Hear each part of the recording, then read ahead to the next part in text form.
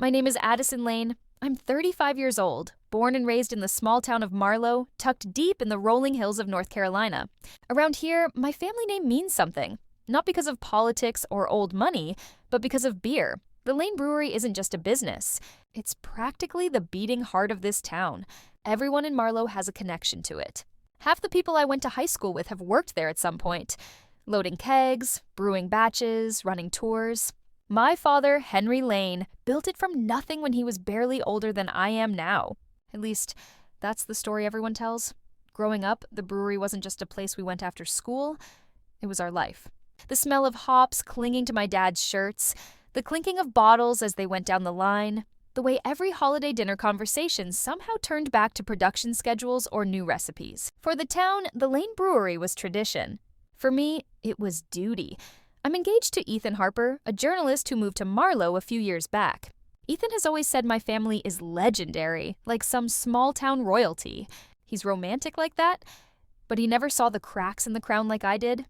Because for as long as I can remember, there's been a shadow hanging over me. That shadow has a name, Daniel Lane, my older brother, the golden boy. Daniel could charm anyone, teachers, neighbors, our dad, especially our dad. If Daniel burned down the barn, he'd walk away with a pat on the back and a boys will be boys lecture. If I so much as forgot to clean a fermenting tank properly, Dad would scold me in front of the whole staff. Daniel was the dreamer, the visionary, the heir apparent. I was reliable, quiet, responsible.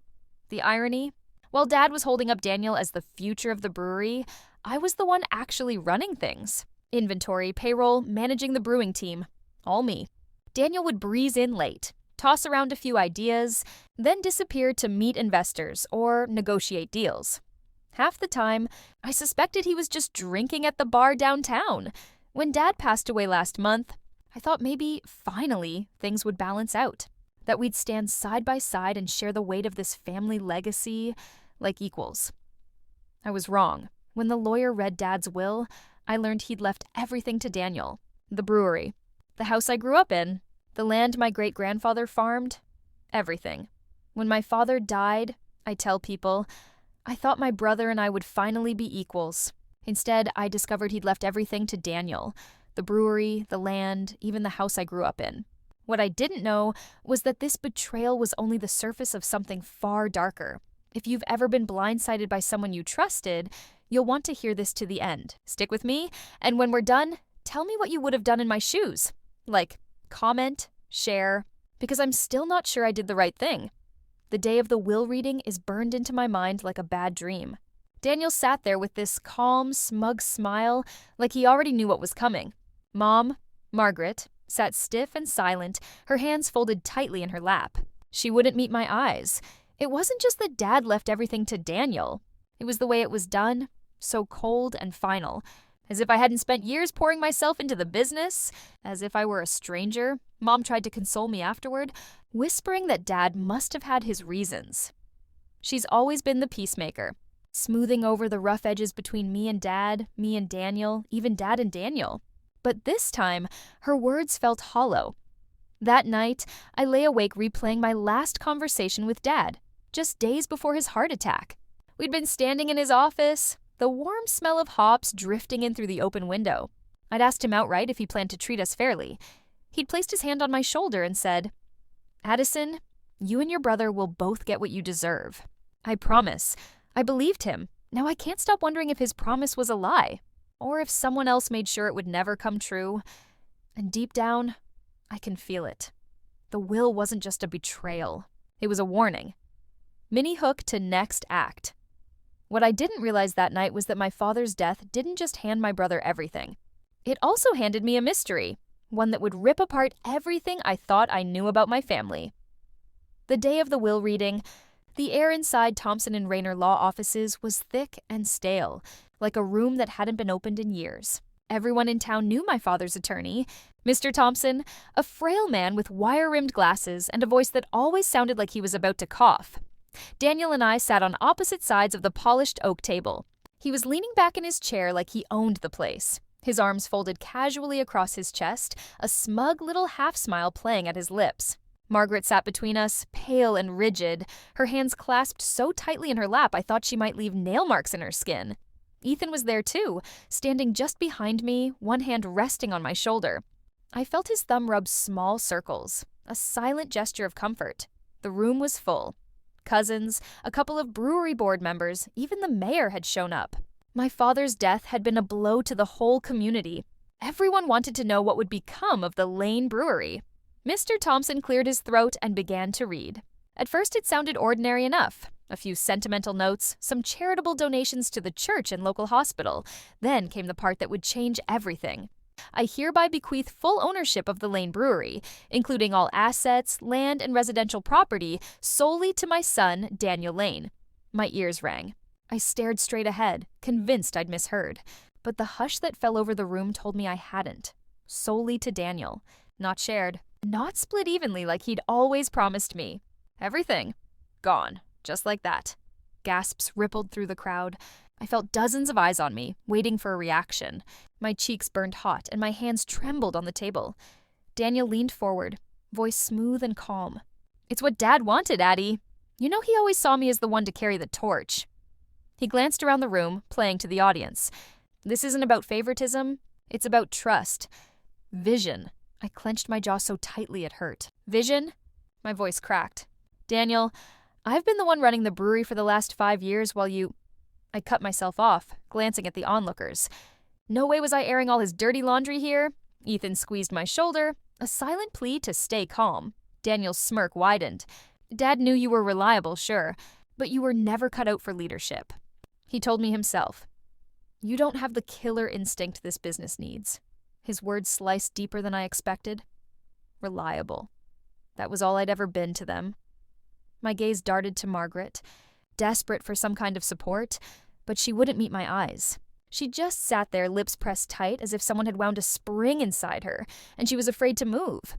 After the reading ended, the room buzzed with awkward chatter. People shook Daniel's hand, congratulating him, while I stood frozen in the corner like a ghost. Finally, I pulled Margaret aside. "Mom, tell me you didn't know about this. Tell me Dad didn't really mean to cut me out." Her eyes glistened. She took my hand, but wouldn't look at me. "Addison, your father did what he thought was best. Sometimes we have to accept things we don't understand." I yanked my hand back, my voice trembling with anger. "That's not an answer." Her lips quivered. "Please, honey, just let it go. Don't tear this family apart any more than it already is. Let it go." As if I could, I stormed out, Ethan following close behind. My whole body felt like it was vibrating with rage and disbelief. We were halfway down the courthouse steps when a man I didn't recognize brushed past me, slipping something into my palm so quickly I almost dropped it. I spun around, but he was already gone, swallowed by the crowd. I opened my hand and unfolded the slip of paper. It wasn't a note. It was an invoice. A massive unpaid debt. Tens of thousands of dollars under the brewery's name. 2 signatures stared back at me.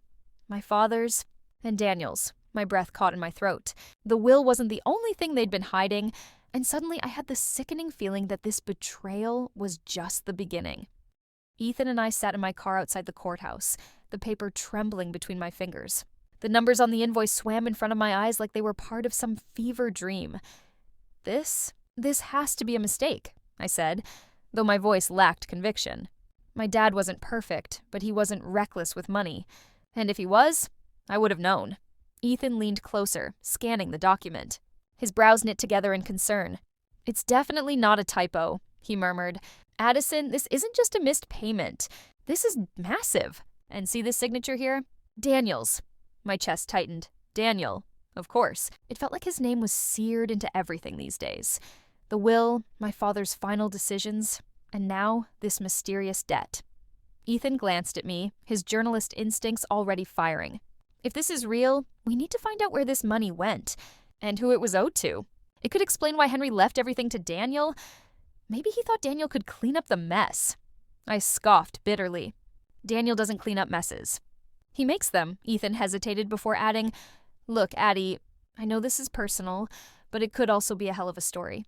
I could help you dig into it. For you, and maybe for the paper." For a moment, I wanted to tell him no, that this was family business, private and painful.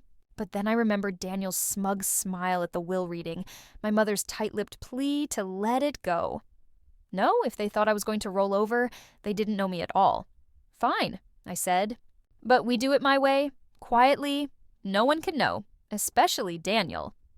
The next evening after the house had gone quiet, I crept down the hall to my father's office. The door had been locked for as long as I could remember, Henry's private sanctum, a place Daniel and I were never allowed to enter as kids. The key was still in the drawer of his old desk in the living room, exactly where I'd seen him put it years ago. My hands shook as I slid it into the lock. The room smelled faintly of cigar smoke and old paper. Dust motes swirled in the beam of my phone's flashlight. I started with the desk drawers, pulling out neat stacks of ledger books, check registers, and files labeled with precise, dated handwriting. At first glance, everything looked legitimate. Routine expenses, payroll, supplier invoices. But the deeper I dug, the stranger things became. There were entire folders filled with cryptic notations. Consortium payments. Special accounts do not merge. DL approvals only. My stomach twisted at the last one.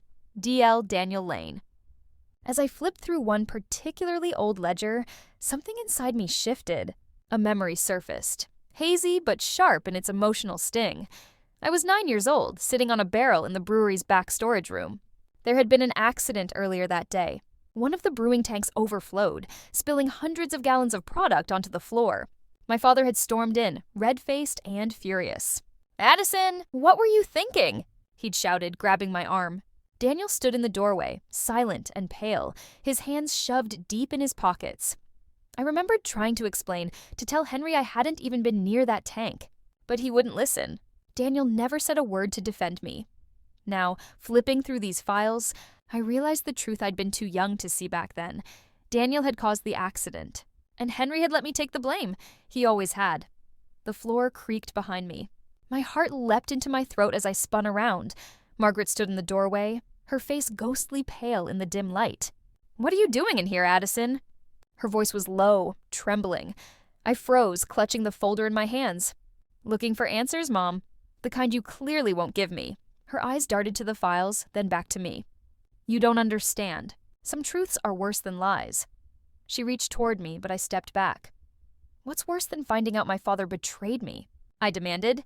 She opened her mouth as if to answer, then closed it again, shaking her head. "Leave it alone, Addison, please. If you keep digging, you'll destroy this family. And yourself." Her words rattled me, but there was no turning back now. After Margaret left, I shoved aside a stack of papers on the bottom shelf of the cabinet. That's when I found it, a faded photograph tucked into a plain manila envelope. In the picture, my father stood smiling beside two men I instantly recognized, both of them known in town for running shady operations. Loan sharks, bookies, the kind of men you didn't get involved with unless you were desperate. My breath caught as I flipped the photo over.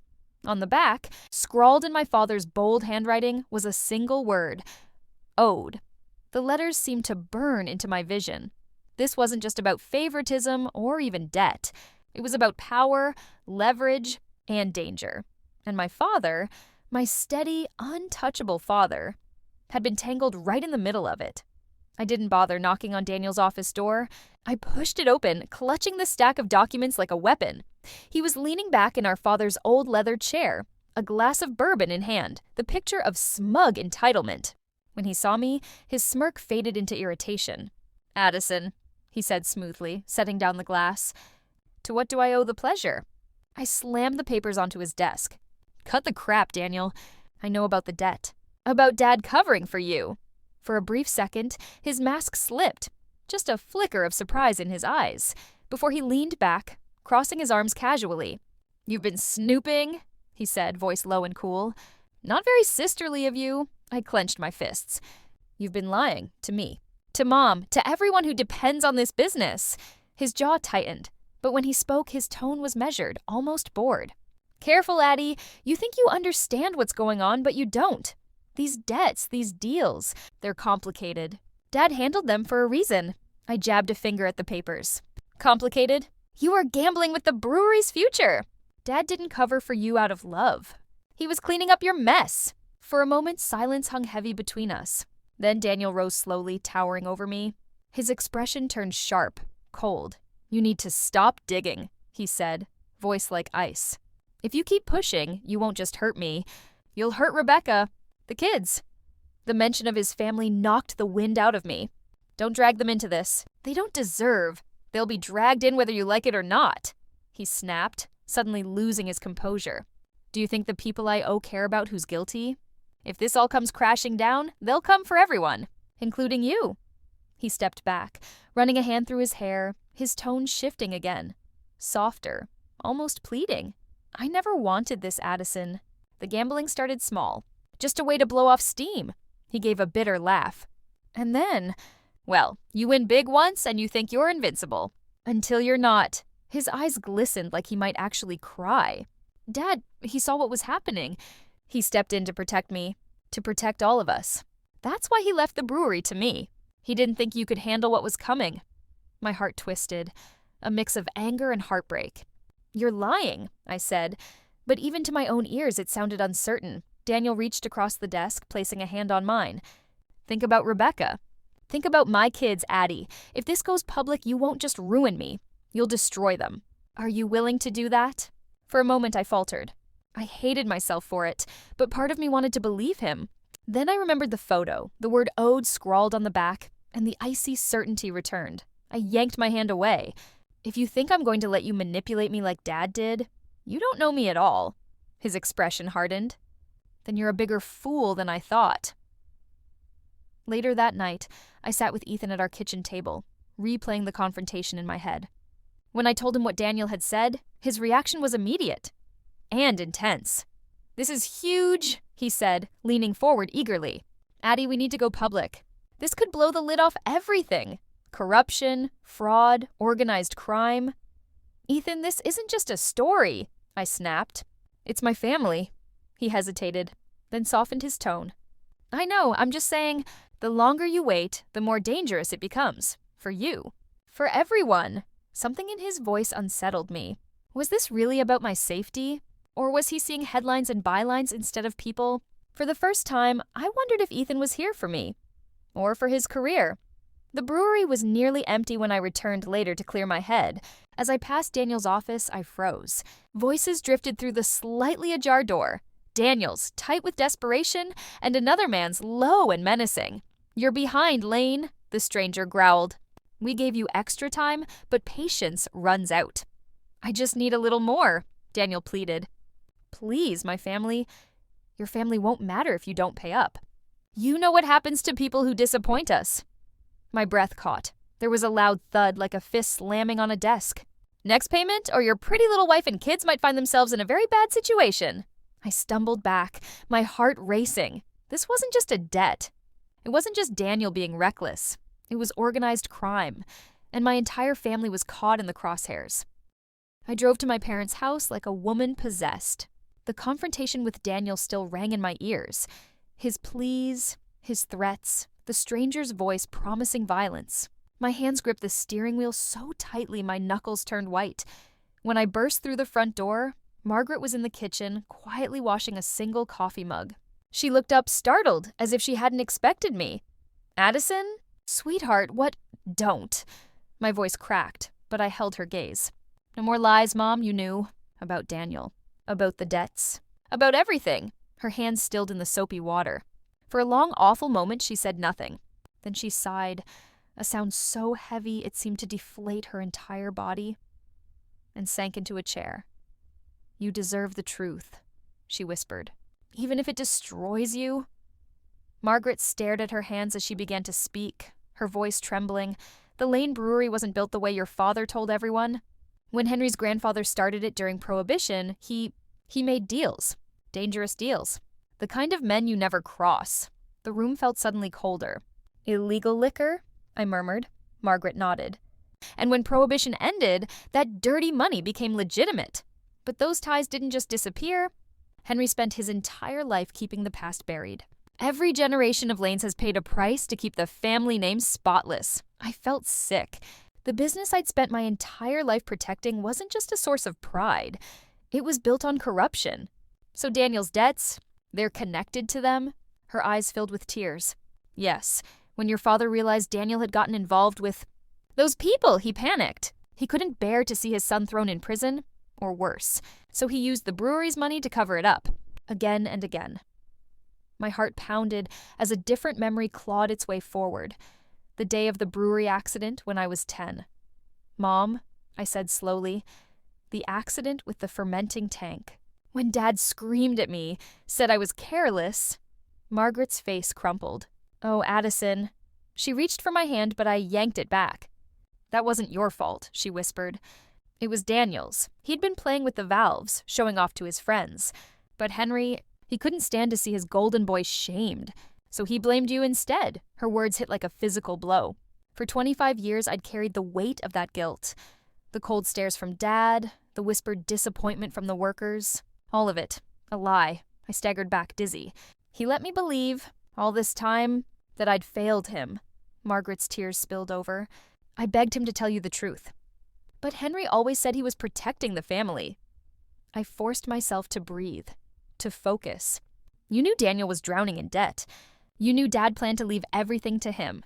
And you still didn't tell me?" Margaret flinched, shame etched into every line of her face.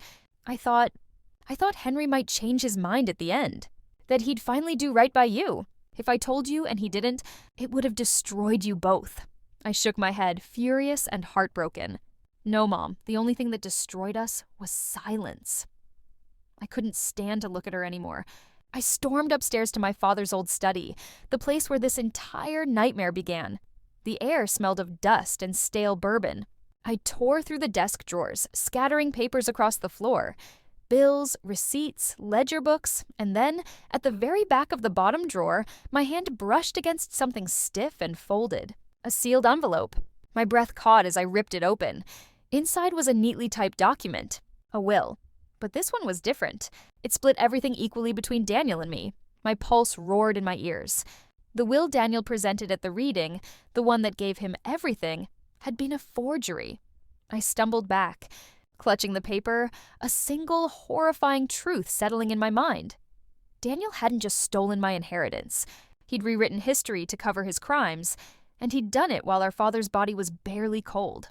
I barely slept the night after finding the real will. My body was exhausted, but my mind wouldn't stop spinning. Henry hadn't betrayed me after all. Daniel had. All the nights I'd cried, wondering why my father hadn't seen my worth, all the bitterness between us. It had been built on a lie my brother crafted. When the sun rose, I made a decision. Daniel was going down. I called Ethan, my voice shaking with adrenaline. "I found proof, Ethan, the real will. It changes everything." Silence. Then a strange edge crept into his voice. "Good. That means we can go live with the story tonight." "The story?" The word sliced through me. "Go live?" I repeated slowly. "Ethan, no. This isn't just a headline. This is my family. My life." He didn't flinch. "Addison, you don't understand. This story could blow the roof off this town. Corruption, forged documents, organized crime. It's all here. People need to know. People need to know on my terms," I snapped. "This isn't your victory to claim." He sighed like I was being unreasonable. "Sometimes doing the right thing means hurting the people you love. Isn't that what your dad always said?" My chest tightened. He sounded just like Henry. Cold, utilitarian, convinced he knew best. "You went behind my back," I whispered, the betrayal burning hot. His silence was confirmation. I hung up without another word. Another man I trusted, ready to use me for his own gain. By evening, the entire town had gathered in the old meeting hall. Daniel stood at the front like a conquering hero, his charismatic smile plastered on for the crowd. Rebecca sat in the front row with their kids, trying to look supportive but visibly tense. "Tonight," Daniel boomed, "I'm proud to announce the biggest expansion in Lane Brewery history. Thanks to a new investor who believes in our legacy." The crowd erupted in cheers. I waited until the noise peaked, then stepped forward. My voice cut through the room like a blade. "Funny," I said loudly, holding up the real will, "because last I checked, this legacy didn't belong to you alone." The crowd turned, a ripple of confusion spreading. Daniel's smile faltered. "Addison," he said smoothly, "this isn't the time. This is exactly the time." My hands trembled, but my voice was steady. "You forged Dad's will. You buried the truth about your debts. And you've been funneling brewery money to criminals for months." Gasps rippled through the crowd. Rebecca's face went pale. "Daniel, is she telling the truth?" He shot her a glare, then turned to me, rage twisting his features. "You don't know what you're talking about." "Oh, I know," I said, thrusting forward the stack of evidence I'd gathered. Bank statements, coded notes, the photo with Owen scrawled on the back. And now, so does everyone else. Before Daniel could respond, a door slammed open.